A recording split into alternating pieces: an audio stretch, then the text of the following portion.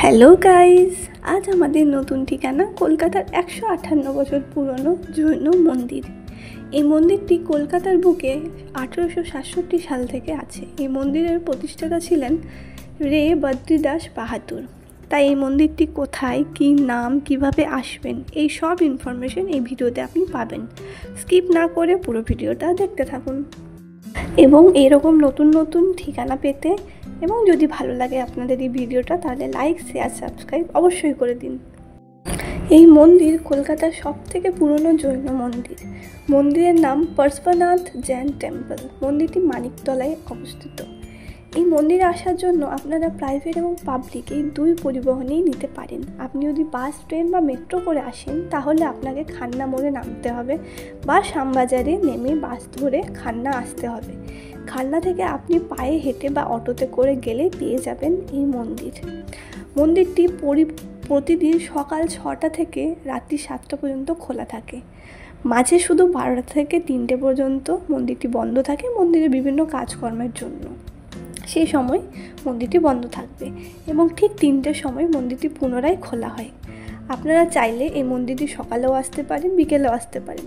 কেউ যদি দূর থেকে আসেন তাহলে অবশ্যই সকালে এসে ভিজিট করে যাবেন এবং বিকেলে যদি কেউ আসেন তাহলে অবশ্যই আসতে পারেন। এই মন্দিরটি টোটাল 4টে মন্দিরের দ্বারা অবস্থিত।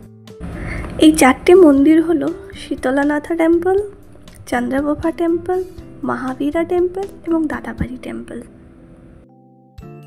কিন্তু প্রতিটি মন্দিরের ভেতর ক্যামেরা বা ভিডিওগ্রাফি অ্যালাউ ছিল না, তাই আমি চেষ্টা করেছি 4টে মন্দিরই যতটা দেখানো যায় ততটা দেখানোর। এই জন্য ভিডিওটা স্কিপ না করে দেখে যান। মন্দিরের ডিটেলস এবং মন্দিরের সমস্ত সৌন্দর্য তুলে ধরা হয়েছে।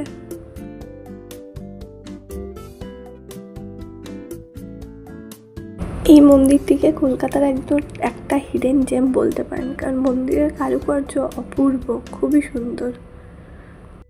এই মন্দিরের ভেতর যেহেতু কোনো ফোন, ফটো বা ভিডিওগ্রাফি অ্যালাউ নেই, তাই আমি ভেতরে নিয়ে যেতে পারিনি।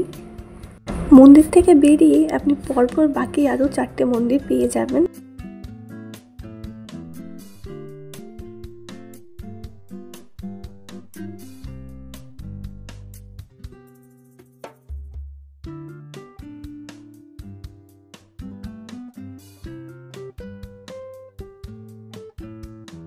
কলকাতার বুকে এই সুন্দর মন্দিরটি দেখার জন্য যে কোনো দিন আসতে পারেন, আর আমি বলবো অবশ্যই আসুন। এই অপূর্ব সৌন্দর্য চোখে না দেখলে বোঝা যাবে না।